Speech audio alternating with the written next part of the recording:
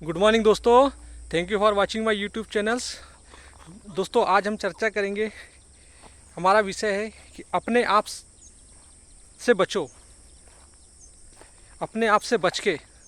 दोस्तों ये लाइन एक अपने आप में एक हास्य टाइप की लाइन लगती है, लेकिन इसका जो रहस्य है वो बहुत कहना चाहिए गहरा रहस्य है। दोस्तों अपने आप से बच के रहना, इट मीन्स कई बार हम इसे कहते हैं हे राम मुझे अपने आप से बचाओ।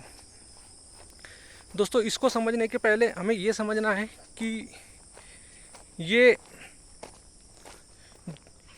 हमारे बॉडी का थोड़ा सा हमें अस्तित्व को समझना है कि हमारे जीवन में एक ऐसा एलिमेंट्स है जो हमें पैदा होते ही हमारे अंदर इंटर कर जाता है। दोस्तों ये प्रकृति का एक ऐसा एलिमेंट है जिसको हम बोलते हैं ईगो, अहंकार, मैं भाव।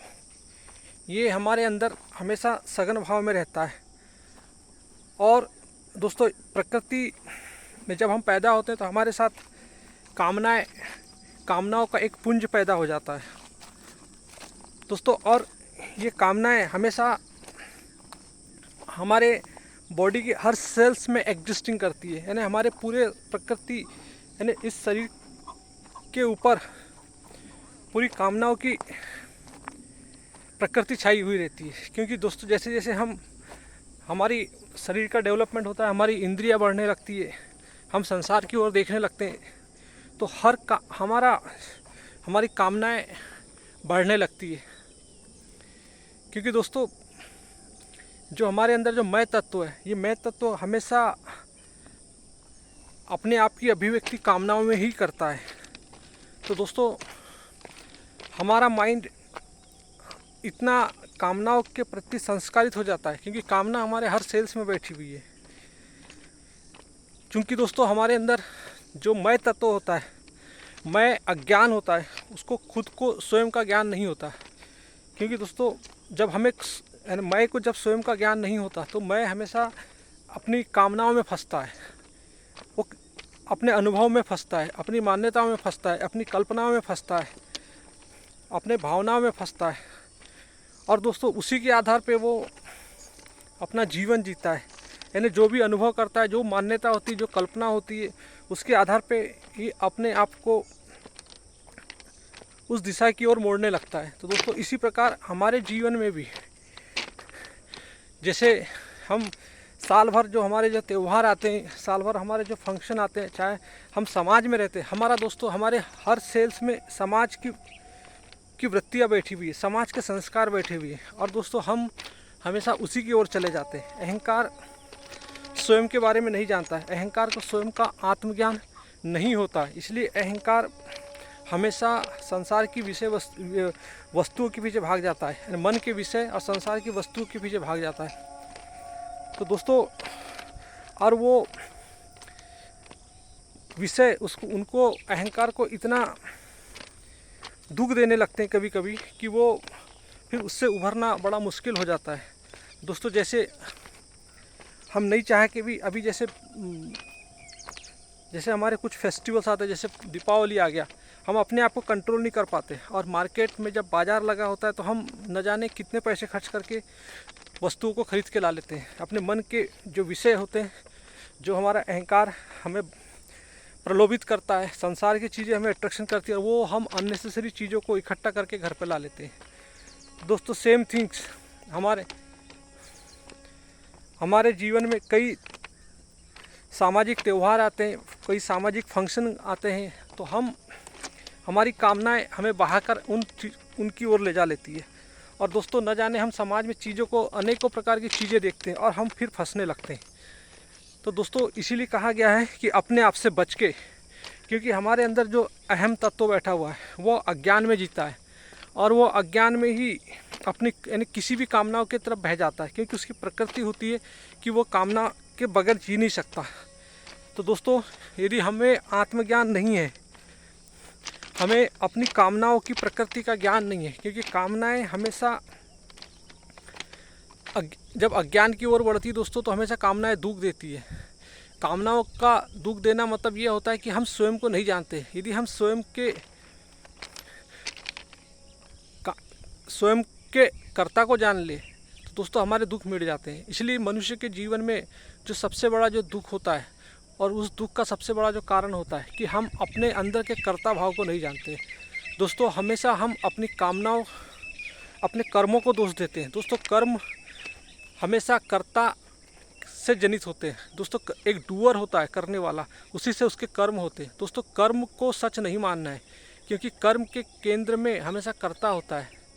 और दोस्तों हमारे ही मानसिक पटल पे, यानी मानसिक मतलब जो हमारे मानसिक रोग किसको बोलते हैं दोस्तों, जो मन पे अनेकों प्रकार के विषयों को जो रख के चलता है वही मानसिक रोगी कहलाता है।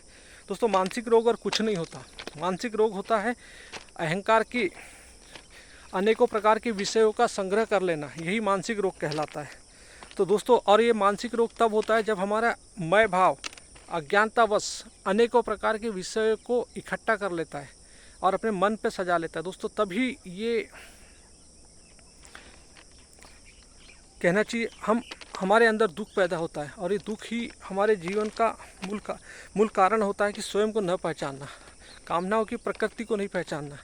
दोस्तों और हम हमेशा दोष देते हैं कर्मों को। दोस्तों कर्मों को दोष नहीं देना, कर्मों को करने वाला जो हमारे अंदर बैठा है अहंकार, उसकी प्रकृति पे हमें ध्यान देना है।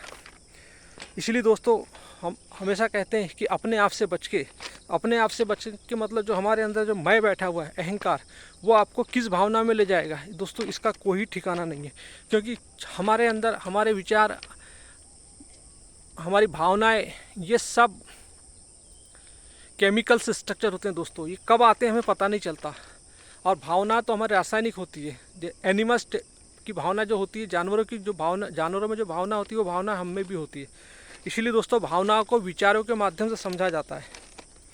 इसीलिए हम भावनाओं को अपने अच्छे विचारों से समझकर उन्हें अपने से मुक्त किया जा सकता है, यानी समझकर उससे फ्रीडम पाई जा सकती है।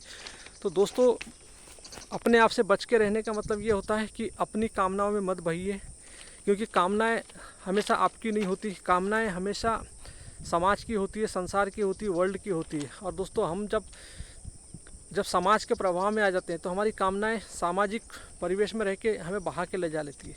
इसीलिए दोस्तों और उसका कारण ये होता है कि हमारे अंदर आत्मज्ञान नहीं होता। बचपन से लेके हमारे अंदर कुछ भी आत्मज्ञान नहीं होता। आत्मज्ञान के अभाव में हमारी कामनाएं हमें बहा के ले जा लेती है। क्योंकि दोस्तों हम मानव हैं, हमें मानवता के हमारे शरीर और जो शरीर के जो सूक्ष्मतम तत्व है, क्योंकि मन हमेशा सूक्ष्मतम तत्वों पे जीता है दोस्तों। यानी हमारी जो त्रिगुणात्मक प्रकृति है, तम रज सत, और उनके अंदर जो सठ रिपु जो बैठे हैं, काम क्रोध लोभ मोह मद मात्सर्य, दोस्तों ये सठ रिपु ही हमारे जीवन की प्रकृति को चलाते हैं। और इन्हीं के कारण हमारे जीवन में दुख आता है।